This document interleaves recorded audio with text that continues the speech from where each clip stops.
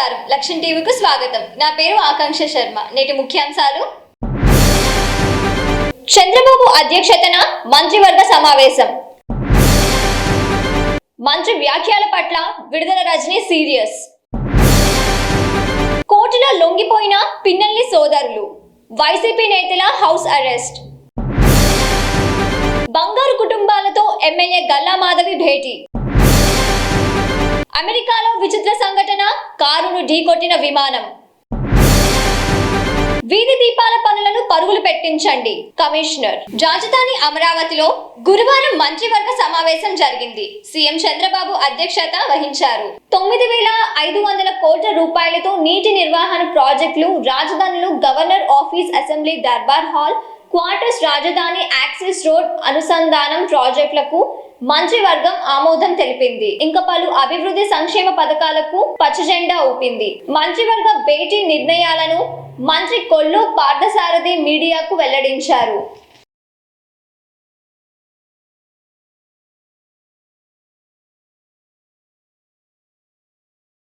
ప్రజల్లో ప్రభుత్వ ఆసుపత్రుల పట్ల విశ్వాసం లేదని వైద్య మంత్రి పేర్కొనడం పట్ల మాజీ వైద్య ఆరోగ్య శాఖ మంత్రి విడుదల రజనీ ఆక్షేపించారు. గురువారం చిలకలూరిపేటలో రజనీ మీడియాతో మాట్లాడారు. ప్రభుత్వ ఆసుపత్రుల పట్ల ప్రజల్లో విశ్వసనీయత పెంచిన ఘనత వైసీపీ ప్రభుత్వందే అని అన్నారు. అయితే ఆ విశ్వాసాన్ని నిలుపుకోలేక వైద్య మంత్రి సత్యకుమార్ చేతులెత్తారని రజనీ ఎద్దేవా చేశారు. ఈ రాష్ట్ర ప్రజల కోసం మా జగనన్న ప్రభుత్వంలో ఈ ఆరోగ్యశ్రీని దాని లిమిట్ని 25 లక్షల వరకు పెంచి 108, 104 సేవల్ని మరింత స్ట్రెంగ్తెన్ చేసి రిమోట్ ఏరియాస్లో, ట్రైబల్ ఏరియాస్లో కావాల్సినటువంటి అంబులెన్స్ని ఇంకా అందుబాటులో ఉంచి అవన్నీ టైంకి వచ్చేలాగా పనిచేసేలా చేసి ఫ్యామిలీ డాక్టర్ అని చెప్పేసి గవర్నమెంట్ డాక్టర్ని అవసరం ఉన్నటువంటి ఇంటికి పంపించి వైద్య సేవలు అందించారు. గవర్నమెంట్ మెడికల్ కాలేజ్ తీసుకురావాలని 17 గవర్నమెంట్ మెడికల్ కాలేజెస్కి శ్రీకారం చుట్టారు.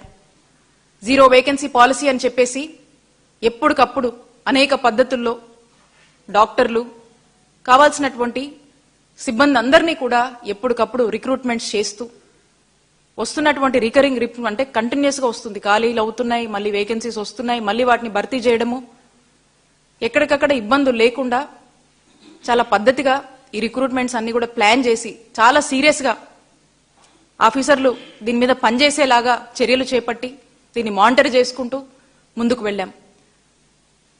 ఎక్కడికక్కడ ఆరోగ్యశ్రీని, నెట్వర్క్ హాస్పిటల్స్ని ఎంకరేజ్ చేసి వాటిని పెంచుతూ ఒక ఎకో ఫ్రెండ్లీ వాతావరణాన్ని వాళ్ళకి క్రియేట్ చేస్తూ వాళ్ళ ఇబ్బందులు ఎప్పటికప్పుడు ఏమైనా ఉన్నా కూడా సార్ట్అవుట్ చేస్తూ ప్రజలకు ఎక్కడా కూడా వైద్య సేవల్లో అంతరాయం కలగకుండా దూది లేదు సూది లేదన్నట్టుగా అక్కడ ఏమీ అరాకొర అన్నట్టుగా ఈరోజు వీళ్ళు వైద్య సేవలు అందిస్తూ ఉన్నారు. కాబట్టి వాళ్ళకే కాన్ఫిడెన్స్ లేదు. ఎందుకంటే వాళ్ళు ఏం ఎఫర్ట్స్ కూడా పెట్టట్లేదు. వాళ్ళు ఎంతసేపు ఏంది ప్రైవేటైజేషన్ అని చెప్పి ప్రైవేట్ వాళ్ళ చేతిలో పెట్టాలి, వాళ్ళు ఎవరో చూసుకుంటారులే, మాది కాదు ఈ బాధ్యత అన్నట్టు ఉంది. సో కాబట్టి డెఫినెట్ గా వాళ్ళే చెప్తున్నారు కదా, హోప్ పోయింది ప్రజలకని. హోప్ పోగొట్టేలా మీరు చేస్తున్నారు. మీ ఇంటెన్షనే హోప్ పోగొట్టడము. కాబట్టి వాళ్ళే ఇలా మాట్లాడుతున్నారంటే ఇంకా ఏ పరిస్థితుల్లో ఈరోజు వైద్య ఆరోగ్య రంగం పనిచేస్తుందో ఈ రాష్ట్రంలో ఒకసారి ఇంకా ప్రజలకు దీన్ని బట్టే ఒక ఆలోచన వచ్చి ఉంటుంది. ఎందుకంటే ఇప్పటి వరకు కూడా జంట హత్యల కేసులో మాచర్ల ఎమ్మెల్యే పిన్నెల్లి రామకృష్ణారెడ్డి సోదరులు మాచర్ల కోర్టులో లొంగిపోయారు. సుప్రీం కోర్టులో ముందస్తు బెయిల్ రద్దు కావడంతో వారు లొంగిపోయారు. ఈ సందర్భంగా పల్నాడు, గుంటూరు జిల్లాల పోలీసులు అలర్ట్ అయ్యారు. ఉద్రిక్త పరిస్థితులు ఏర్పడకుండా 144 సెక్షన్ విధించారు. ఈ సందర్భంగా న్యాయస్థానం నెల్లూరు జిల్లా జైల్లో 14 రోజులు రిమాండ్ కు ఆదేశించింది.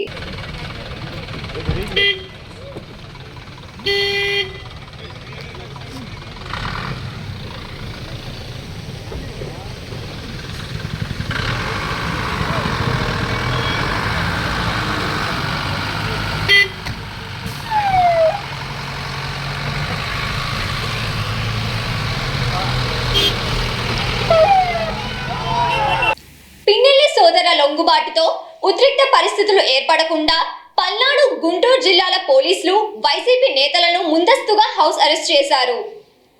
ఈ సందర్భంగా ఎమ్మెల్సీ లేళ్ల అప్పిరెడ్డి, మాజీ మంత్రి మెరుగ నాగార్జున తదితరులు మాట్లాడారు. మాచర్లలో జంట హత్యల కేసులో తమ ఎమ్మెల్యేను, ఆయన సోదరుణ్ణి కూటమి ప్రభుత్వం అన్యాయంగా ఇరికించిందని ఆరోపించారు.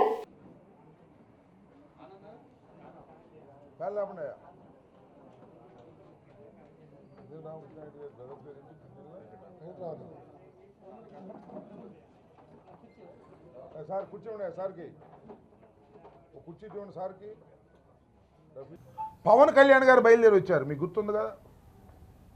వస్తే అయ్యా 144 ఉంది, యాక్ట్ 30 ఉంది, మీరు ఇంత పెద్ద ఎత్తున ఊరేగింపుగా వెళ్ళడానికి వీలు లేదు అని పోలీసు వారు నోటీస్ ఇస్తే ఏం చేశాడు?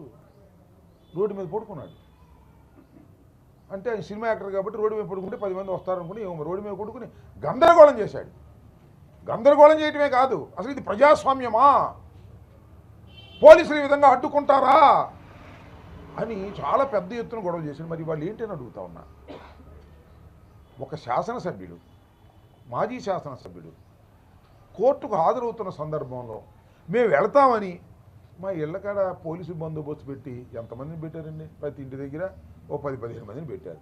సుమారుగా పోలీస్ ఫోర్స్ అంతా ఈ గుంటూరు, పల్నాడు జిల్లాల్లో దీనికోసమే పెట్టినటువంటి సందర్భానికి ఏం సమాధానం చెప్తారో తెలుగుదేశం పార్టీ అని అడుగుతా ఉన్నా. లేదు పవన్ కళ్యాణ్ గారు ఏం సమాధానం చెప్తారో చెప్పమని అడుగుతా ఉన్నా. మీకైతే ఒక న్యాయం, మాకైతే ఒక న్యాయం. ఇవాళ మాత్రం మీరు ప్రశ్నించరు, ఇవాళ మాత్రం ఇది కరెక్ట్ అని అంటారు, కాముగా కూర్చుంటారు, విచ్చలవిడిగా ఏదో మాట్లాడేటటువంటి ప్రయత్నం చేస్తున్నారు. అంతేకాదు, లోకేష్ గారు చంద్రబాబును అరెస్ట్ చేసినప్పుడు లోకేష్ వెళ్తుంటే రోడ్డు మీద ఆపేస్తే ఆయన పెద్ద గందరగోళం చేశాడు. సరే, ఇదంతా కూడా రెడ్ బుక్లో ఉన్నటువంటి రాజ్యాంగంలో వారు రెడ్ బుక్ ప్రవేశపెట్టారు కదా, దానిలో భాగంగానే ఇవాళ పిన్నెల రామకృష్ణారెడ్డి గారి మీద, లేదు వాళ్ళ అబ్బాయి వాళ్ళ తమ్ముడు పిన్నెల వెంకటరామరెడ్డి గారి మీద పెట్టిన కేసు ఏంటి అసలు అని తెలియగలుగుతాను. కేవలం రాజకీయ కక్షలతోనే పోలీస్ యంత్రాంగాన్ని రాజకీయ కక్షలకు ఉపయోగించుకునేటటువంటి నీచ స్థితికి ఇవాళ ఈ రెడ్ బుక్ వల్ల చంద్రబాబు ప్రభుత్వం, కూటమి ప్రభుత్వం దిగజారిపోయింది. దీన్ని ప్రజలు గమనించాలని ఈ సందర్భంగా మనవి చేస్తున్నాం. జైళ్ళకు వెళ్ళడానికి సిద్ధంగా ఉన్నాం, ఏది చేయడానికైనా సిద్ధంగా ఉన్నాం, ధైర్యంగా ఎదుర్కొంటాం, ముందుకు సాగుతాం. 18 మాసాల క్రితం పరిస్థితి వేరు, ఇప్పుడు పరిస్థితి వేరు. ప్రజల్లో తీవ్రమైనటువంటి వ్యతిరేకత, వైఎస్ఆర్ కాంగ్రెస్ పార్టీ మీద ఉన్న అభిమానంతో వారి మీద తీవ్రమైన వ్యతిరేకత పెరుగుతూ ఉంది. వైఎస్ఆర్ కాంగ్రెస్ పార్టీని అనవసరంగా ఓడించుకున్నామనే బాధపై వాళ్ళు ఉన్నారు. మీరు చూశారు, నిన్నే 1 కోటి సంతకాల కార్యక్రమం మొదలెడితే 1 కోటి కన్నా ఎక్కువైనాయి. సుమారుగా 4-5 లక్షల మధ్యన మన గుంటూరు జిల్లాలో చేయడం జరిగింది. ప్రతి జిల్లా, ప్రతి నియోజకవర్గంలోనూ 60,000 నుంచి 75,000 దాకా చేశారు. ప్రజల దగ్గరికి వెళ్ళి సంతకాలు సేకరణ చేసి ప్రజాభిప్రాయం తీసుకుంటున్నాం. మీకు రాబోయే కాలంలో మీకు సరైనటువంటి గుణపాఠం చెప్తామని కూడా ఈ సందర్భంగా చెప్పదలుచుకున్నాం. ఓకే,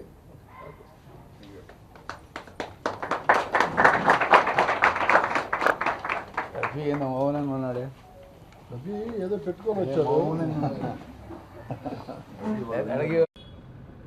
మేము కూడా 2019 నుంచి 25 వరకు ఈ రాష్ట్రంలో పరిపాలన చేశాం.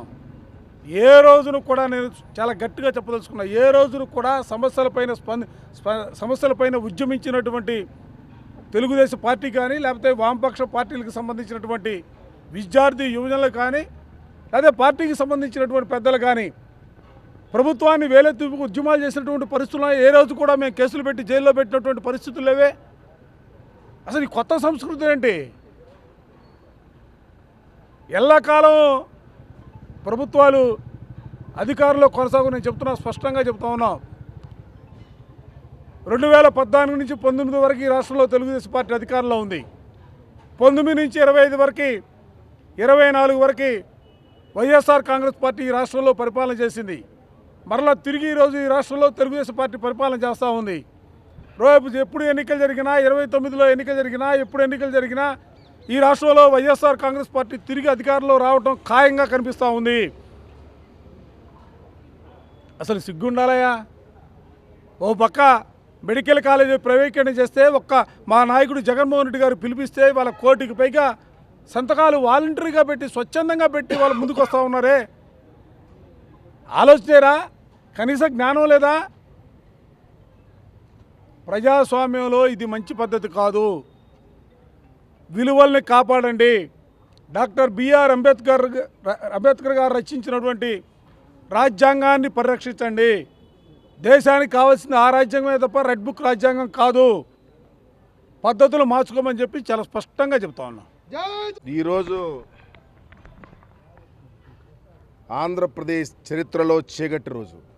ఎందుకంటే ప్రజాస్వామ్యం వెరితరల వేస్తూ ఉందా, ప్రజాస్వామ్యం అపహాస్యం అవుతూ ఉందా, ఈ రాష్ట్రంలో రాచరిక పాలన కొనసాగుతూ ఉందా అని చెప్పటానికి ఎక్కడ మాచర్ల శాసనసభ్యుడు ఒకప్పుడు ఆ ప్రాంత రాజకీయాల్లో ఒక బలమైన నాయకుడు, 5-6 సార్లు శాసనసభ్యుడిగా పోటీ చేశాడు, విప్పుగా పనిచేశాడు.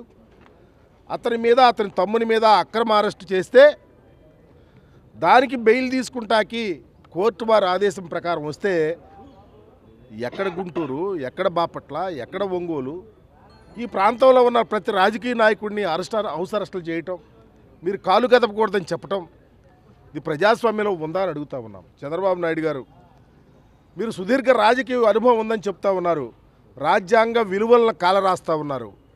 రాజ్యాంగం మీ చెప్పుతేతల్లో లేకుండా మీ రాజ్యాంగాన్ని నడుపుతూ ఉన్నారు. ఈరోజు ఎప్పుడే చూసా, అప్పిరెడ్డి గారికి నోటీస్ ఇచ్చారంటే మీరు మాచర్ల వెళ్ళకూడదని ఉత్తరం ఇస్తున్నారా? అంటే అప్పిరెడ్డి గారు ఎక్కడికి వెళ్ళాలో అనేది పోలీసు వారు మీరు చెప్తే తప్ప మా జనజీవన స్రవంతిలో మేము వెళ్ళటానికి ఆస్కారం లేదా అని అడుగుతా ఉన్నా. ఎందుకు ఇలాంటి చట్టాలు తీసుకొస్తా ఉన్నారు? ఎవరైనా తప్పు చేశామా? ఎవరి మీద గొడవ పడ్డామా? ఎక్కడన్నా ఇన్సిడెంట్ చేస్తూ ఉన్నామా? ఎందుకు ఈ విధంగా మమ్మల్ని, మా రాజకీయ పార్టీని బలిపశువులను చేయాలన్న ఆలోచనతో మీరు ముందుకెళ్తా ఉన్నారో సమాధానం చెప్పమని అడుగుతా ఉన్నాం. పోలీసు వారిని కూడా ఎంత అన్యాయం, ఇంట్లో కూర్చుంటే కిందకు వస్తుంటే మీరు కాగితం ఇచ్చేసి మీరు చేతులు దులిపికి వెళ్ళిపోతూ ఉంటే హూ ఇస్ ద రెస్పాన్సిబుల్? ఎవరో బాధ్యత వహించాలా? ఎక్కడ పోతామని ఈ చట్టాలు అపాస్యం అటువంటి ఇది కాదా?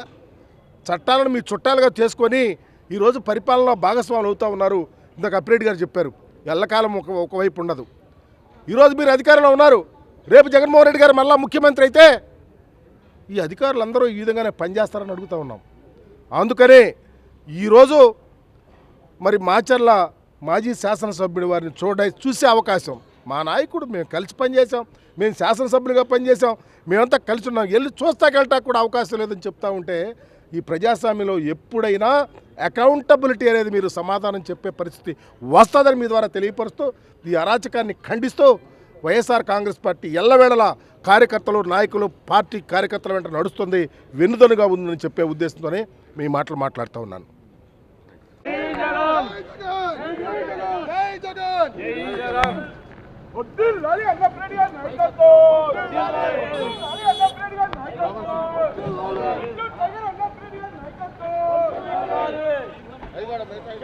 గుజ్జన్గుండ్ల మున్సిపల్ పాఠశాల వద్ద బంగారు కుటుంబాలతో ఎమ్మెల్యే మాధవి భేటీ అయ్యారు. అక్కడ ఏర్పాటు చేసిన ఉచిత వైద్య శిబిరాన్ని ప్రారంభించారు. ఈ సందర్భంగా మాధవి మాట్లాడారు. 1900 బంగారు కుటుంబాలకు ప్రభుత్వం పిలుపు మేరకు వికాస్ హాస్పిటల్స్ ఉచిత వైద్య సేవలు అందిస్తున్నాయి అన్నారు. అందరికి కూడా విడివిడిగా మీటింగ్స్ కండక్ట్ చేసినప్పుడు వాళ్ళందరితో మళ్ళీ కోఆర్డినేషన్ చేసుకుంటూ ఎక్కడెక్కడ వాళ్ళందరూ మనకి అడాప్షన్ కి రెడీగా ఉన్నారు, ఏ విభాగంలో వాళ్ళందరూ ఈ ప్రజలకి ఆపన్నహస్తం ఇవ్వడానికి రెడీగా ఉన్నారో ప్రతినిత్యం కూడా వాళ్ళతో ఓబులేస్ గారు కోఆర్డినేట్ అవుతూ ఈరోజు పశ్చిమ నియోజకవర్గంలో మాక్సిమం అడాప్షన్ కి తీసుకురావడం నిజంగా ఆయన కృషికి ఈ సందర్భంగా మేము అందరం కూడా అభినందనలు తెలియజేస్తున్నాం. ఒక మంచి ప్రోగ్రామ్ గా దీన్ని ముందుకు తీసుకెళ్తున్న టీం మెంబర్స్ అందరికీ కూడా ఈ సందర్భంగా శుభాకాంక్షలు చెప్తూ మరి స్థానికంగా ఉన్న ప్రజలందరికీ కూడా ఈ యొక్క అవకాశాన్ని సద్వినియోగపరచుకోవాలి. ఒక ఫాలో అప్ తో ప్రతినిత్యం మీ ఆరోగ్యం మీద మీరు దృష్టి పెట్టి మరి ఇలాగ మేము ఉన్నామని మీ దగ్గరికి వచ్చిన వాళ్ళకి మీరు కూడా సహకరించి చక్కగా మీ ఆరోగ్యాన్ని మెరుగు చేసుకోవాలి.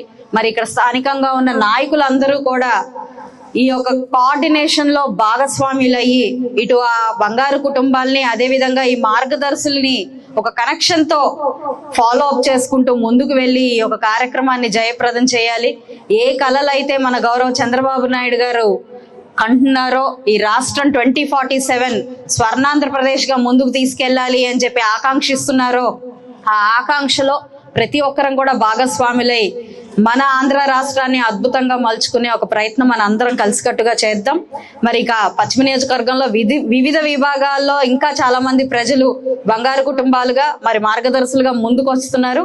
వాళ్ళతో కూడా సమన్వయపరుచుకొని మిగతా వాటికి కూడా మేమందరం కూడా రానున్న రోజుల్లో ముందుకు వచ్చి ఇలాంటి కార్యక్రమాలని జయప్రదం చేస్తామని చెప్తూ మరి ఈ కార్యక్రమానికి నేను అధ్యక్షత వహిస్తున్నందుకు కూడా గర్విస్తూ మరొకసారి ప్రజలందరికీ, నాయకులకి, ఆఫీసర్లకి అందరికీ పేరు పేరున నమస్కారం. అమెరికాలోని ఫ్లోరిడాలో విచిత్ర సంఘటన జరిగింది. జాతీయ రహదారిపై వేగంగా ప్రయాణిస్తున్న కారును వెనుక నుండి విమానం ఢీకొంది. కారులో ఉన్న మహిళ, విమానంలో ఉన్న పైలట్, ప్రయాణికులు సురక్షితంగా బయటపడ్డారు. ఈ ఘటన వీడియో విపరీతంగా వైరల్ అవ్వడం విశేషం.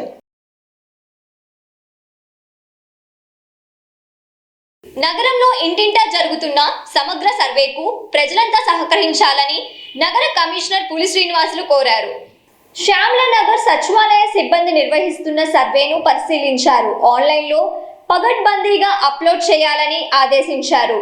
సర్వేలో ప్రజలు కూడా ఖచ్చితమైన సమాచారాన్ని అందించాలని కమిషనర్ కోరారు.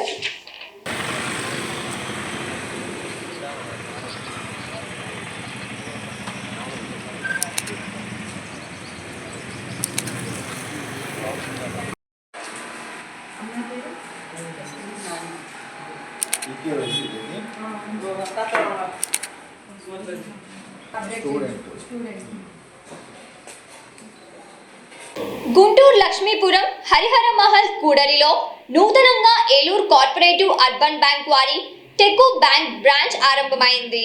టెకో బ్యాంక్ గుంటూరు బ్రాంచ్ ను Eluru cooperative urban groups of banks chairman Ambika Prasad తో కలిసి mayor Kovelamudi Ravindra, MLA Galla Madhavi, urban bank chairman Bonaboina Srinivas Yadav, cooperative additional register Anand Kumar ప్రారంభించారు. ఖాతాదారుల శ్రేయస్సు లక్ష్యంగా 300 కోట్ల రూపాయల టర్నోవర్తో బ్యాంక్ బ్రాంచ్లు పురోగమించడం హర్షదాయకం అన్నారు.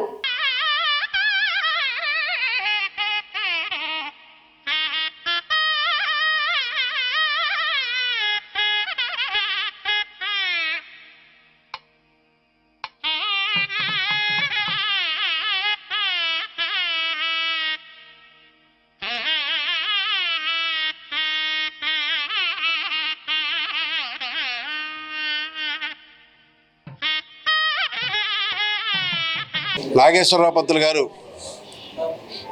ఏలూరులో, మాది వెస్ట్ గోదావరి డిస్ట్రిక్ట్ పాతది, ఇప్పుడు ఏలూరు జిల్లా. ఏలూరులో ఏలూరు కోఆపరేటివ్ అర్బన్ బ్యాంక్ అని ప్రారంభించడం జరిగింది. ది టేకో బ్యాంక్ సంబంధించినటువంటి యూనిటీస్ ఏమైనా ఉంటాయి, యూనిట్లకి, వ్యాపారాలకి, ఒక మనిషికి, ఒక వ్యక్తికి వ్యాపారంలో అన్నీ బాగుంటాయి, ప్రాపర్టీస్ బాగుంటాయి, సెక్యూరిటీ బాగుంటాయి, ఇంచుమించుగా 1.5 crore వరకు మా బ్యాంకు ఇస్తుంది. వాళ్ళ యొక్క స్టాటిస్టిక్స్ క్యాల్కులేషన్ ప్రకారంగా, సెక్యూరిటీ ప్రకారంగా చూసుకుని వాళ్ళ వ్యాపారానికి రిటర్న్స్ వాళ్ళు కడతారు అన్న పద్ధతిలో చూసుకుంటే, బ్యాలెన్స్ షీట్ కరెక్ట్గా ఉంటే మేము 1.5 కోటి వరకు ఇవ్వచ్చు. అలాగే బంగారం మీద 8,100 రూపాయలు ఇస్తున్నాం గ్రాముకి. ఈ రోజున చాలా ఎక్కువ మేము ఇచ్చేది. అంటే ఇప్పుడు ప్రస్తుతం ఉన్నటువంటి ఇది మొన్న ఒక 4 days బ్యాక్ రేట్లు పెరగడం వల్ల నా యాజ్ పర్ ఆర్బీఐ నామ్స్ ప్రకారంగా నడుస్తుంది మా బ్యాంకు. సందేహం లేదు. అట్లనే వారి సిబ్బంది కూడా, వారి CEO గారితో పాటుగా అందరూ కూడా కస్టమర్ సౌకర్యాలు చూస్తారు, బ్యాంకు యొక్క అభివృద్ధిని చూస్తారు. ఎక్కడా కూడా కస్టమర్కి ఇబ్బంది లేనటువంటి వాతావరణంలో, కస్టమర్స్కి అనుకూలమైనటువంటి వాతావరణంలో ఈ బ్యాంకులు నడుస్తూ ఉంటాయి. కాబట్టి ప్రతి ఒక్కరు కూడా గుర్తుపెట్టుకోవాల్సిన అవసరం ఏంటంటే, నేషనల్ బ్యాంక్స్కి వెళ్ళి లేకపోతే ఎక్కువ వడ్డీదారుల దగ్గరికి వెళ్ళి మీరు ఇబ్బంది పడకుండా తక్కువ వడ్డీతో సత్వరమే మీకు లోన్లు శాంక్షన్ అయ్యే పరిస్థితి. అట్లానే డిపాజిట్లపై కూడా నేషనల్ బ్యాంక్స్ కన్నా కూడా 3-4% ఎక్కువ ఇస్తూ ఉంటాం. అక్కడ ఈ యొక్క అవకాశాన్ని అందరూ సద్వినియోగపరుచుకొని ఉన్నటువంటి మధ్య పేద తరగతి కుటుంబీకులకి అండగా ఉండేటువంటి మా బ్యాంకులను ఆశీర్వదించిన, అట్లానే ఆ భగవంతుడు ఈ ఏలూరు బ్యాంకు వారిని కూడా సత్వరమే అభివృద్ధి చెందే విధంగా ఆశీర్వదించాలని కోరుకుంటూ సెలవు తీసుకుంటాం. చంద్రబాబు అధ్యక్షతన మంత్రివర్గ సమావేశం. మంత్రి వ్యాఖ్యల పట్ల విడుదల రజనీ సీరియస్. కోర్టులో లొంగిపోయిన పిన్నెల్లి సోదరులు, వైసీపీ నేతల హౌస్ అరెస్ట్. బంగారు కుటుంబాలతో ఎమ్మెల్యే గల్లా మాధవి భేటీ. అమెరికాలో విచిత్ర సంఘటన, కారును ఢీకొట్టిన విమానం. వీధి దీపాల పనులను పరుగులు పెట్టించండి కమిషనర్. నేటి వార్తలు ఇంతటితో సమాప్తం. మరో బులెటిన్లో మళ్ళీ కలుద్దాం. అంతవరకు సెలవు. నమస్కారం.